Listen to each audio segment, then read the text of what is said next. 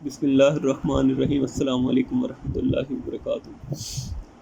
آج ہم 21ویں آیت سے شروع کریں گے۔ جو 21ویں آیت ہے اس میں تو تنزیہ انداز بیان کیا گیا ہے، اور اس کا مطلب یہ ہے کہ وہ جن کرتوتوں پہ آج وہ بہت خوش ہیں اور سمجھ رہے ہیں بہت کامیاب ہیں، قرآن یہ کہتا ہے کہ انہیں بتا دو کہ ان کا یہ جو انجام ہے وہ بہت برا ہے، اور انہیں دردناک عذاب کی خوشخبری بتا دو۔ اور پھر آگے جو 22ویں آیت ہے اس میں قرآن نے یہ پیشن گوئی دی ہے کہ وہی لوگ جو اوپر ہیں ان کی آگے اس نے بتایا کہ یہ ان کی مطلب دنیا اور آخرت میں ان کے جتنے بھی اعمال ہیں وہ غارت ہو چکے ہیں، اور ان کا کوئی مددگار انہیں نصیب نہیں ہوگا۔ اب یہ دیکھیں کہ قرآن کی جو پیشن گوئی تھی یہ حرف بحرف پوری ہو گئی، اور کچھ ہی عرصے بعد آپ یہ دیکھیں کہ ان کے جتنے بھی انہوں نے تدبیریں کی تھی اسلام کے خلاف، نبی پاک صلی اللہ علیہ وسلم کے خلاف، وہ ساری اکارت ہو گئی، اور ذلت و نامرادی کے ساتھ انہیں جزیرہ نما عرب سے نکال دیا گیا۔ اور اب دیکھیں کہ جب انہیں جزیرہ نما عرب سے نکالا تو ان کا اس وقت کوئی بھی نہ کوئی قبیلہ اس کا حامی تھا ان لوگوں کا، نہ ہی کسی نے ان کی مدد کی۔ یہی جو قرآن کی پیشن گوئی تھی کہ فتح مکہ کے بعد بالکل سچ ہو گئی۔ اور پھر جو 23ویں آیت ہے اس میں یہود و نصارہ کا ڈسکس کیا ہے کہ یہ لوگ جو تورات اور انجیل کو جانتے ہیں، قرآن کو پہچاننا ان کے لیے کوئی مشکل کام نہیں ہے، بشرط یہ ہے کہ انہوں نے اپنی آنکھوں پہ ضد کی پٹی نہ باندھ لی ہو۔ اور کیونکہ یہ جو قرآن کا ابتدائی ابواب ہیں یہ آلریڈی وہ پڑھ چکے تھے، اور جو اس کا انداز، اسلوب اور مزاج ہے اس سے وہ آشنا تھے، کیونکہ جو اسلامی جتنی بھی جو الہامی کتابیں ہیں ان کا جو اسلوب اور انداز ہوتا ہے وہ ملتا جلتا ہوتا ہے۔ اور پھر جو ان کی ہدایات تھی، جو قرآن کی ہدایات تھی، وہ بھی اسی کا عکس تھی جو ان کے پاس جو کتابوں کا آلریڈی وہ حصہ پڑھ رہے تھے۔ اور پھر جو سب سے امپورٹنٹ بات وہ یہ تھی کہ ان کے ہاں آلریڈی پیشن گوئیاں تھی کہ ایک نبی آنے والا ہے، اور اس کے مصداق کی وہ منتظر تھے۔ لیکن جب نبی آیا اور اس نے قرآن کو بیان کیا تو وہ قرآن کو پہچان گئے، لیکن انہوں نے اپنی ہٹ دھرمی کی وجہ سے اس کو ایکسیپٹ نہیں کیا اور اس سے انحراف کر لیا۔ یہ ہے جو قرآن اس آیت میں بیان کرتا ہے۔ اور جو 24ویں آیت ہے اس میں وہ جو لوگ تھے جو یہود و نصارہ تھے ان کی یہ وجہ بیان کی ہے کہ انہوں نے کیوں نہیں مانا۔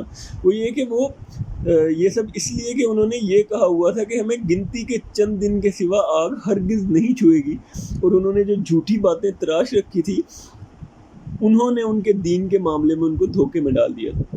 اب یہ دیکھیں کہ اس کی جو وجہ تھی وہ یہی تھی کہ یہ لوگ اپنے آپ کو خدا کا چہیتا سمجھتے تھے، اور یہ اس خیال میں مبتلا تھے کہ کچھ بھی ہو جائے، ہم کچھ بھی کر لیں، جو بہرحال جو جنت ہے وہ ہماری ہی ہے، کیونکہ وہ اپنے آپ کو اہل ایمان سمجھتے تھے، اور وہ سمجھتے تھے کہ ہم فلاں کی اولاد ہیں، فلاں کی امت ہیں، فلاں کے مرید ہیں، اور دوزخ کی کیا مجال ہے کہ ہمیں چھوئے۔ اور پھر وہ یہ کہتے تھے کہ اچھا چلو اگر ہم بالفرض دوزخ میں ڈالے بھی گئے تو وہاں بھی کچھ چند دن وہاں پہ گزاریں گے، اپنے جو غلطیاں ہم نے کی ہیں اس کا وہ سزا بھگتیں گے، اور اس کے بعد ہم سیدھے جنت میں پہنچا دیے جائیں گے۔ تو اس کے بارے میں قرآن یہ کہتا ہے کہ یہ ساری باتیں تھیں جو تم ان کو دھوکے میں ڈال دی تھی۔ اور آج بھی ہم دیکھیں تو آج بھی اس طرح ہی ہے، مسلمانوں میں بھی اللہ معاف کرے کچھ اس طرح کی معاملات شروع ہو گئے ہیں کہ مسلمان بھی یہی سمجھتے ہیں کہ ہم تو نبی پاک صلی اللہ علیہ وسلم کی امت ہے، تو ہم تو جو مرضی کر لیں، جنت تو ہماری ہی ہے، اور ہم زیادہ سے زیادہ یہ ہوگا کہ ہم اگر جہنم میں جائیں گے بھی تو کچھ گناہوں کی سزا بھگت کے دوبارہ جنت میں چلے جائیں گے۔ تو یہ دیکھیں کہ قرآن اس کی بالکل الگ بات بیان کرتا ہے۔ اس سے قرآن یہ کہتا ہے کہ یہ جو باتیں ہیں یہ اسی سے انسان کو دھوکے میں ڈالا ہوا ہے، یہ اصل میں شیطان کی چالیں ہوتی ہیں جو انسان کو دھوکے میں ڈال دیتا ہے۔ تو ایسا بالکل نہیں ہے، جنت جو ہے وہ بالکل پاک لوگوں کے لیے ہے، اور وہاں پہ وہی بندہ جائے گا جو جس نے محنت کی ہوگی، اور کسی گھر میں پیدا ہونے سے یا کچھ اس طرح کا ہونے سے کچھ جنت میں نہیں چلے جاتا۔ آپ یہ دیکھیں کہ انبیاء کی جو اولادیں تھیں وہ بھی جہنم میں گئی ہیں۔ آپ نوح علیہ السلام کا بیٹا دیکھ لیں، باپ نبی ہے، بیٹا جہنم میں۔ آپ حضرت ابراہیم علیہ السلام کے والد کو دیکھ لیں کہ بیٹا جو ہے وہ وقت کا سب سے بڑا نبی ہے اور خلیل اللہ ہے، اور جو والد ہے اس کا وہ جہنم ہے۔ تو پھر آپ یہ دیکھیں کہ لوط علیہ السلام کی وقت کے نبی ہیں، ان کی جو بیوی ہے وہ جہنم ہے۔ تو یہ معاملات ہیں کہ کسی کا کسی کے ساتھ تعلق ہونے سے کچھ جنت دوزخ میں نہیں چلے جاتا. جنت دوزخ میں جانے کے لیے انسان کے اعمال ہیں، اس کی اپنی محنت ہے. جو بندہ جتنی محنت کرے گا اسی کے مطابق اللہ پاک اس کو ریوارڈ دیں گے. اللہ پاک سے دعا ہے کہ اللہ پاک ہمیں دین کو سمجھنے اور اس پہ عمل کرنے کی توفیق عنایت فرمائے اور ہمارے لیے آسانیوں والا معاملہ فرمائے. جزاکم اللہ خیر. السلام علیکم ورحمۃ اللہ وبرکاتہ.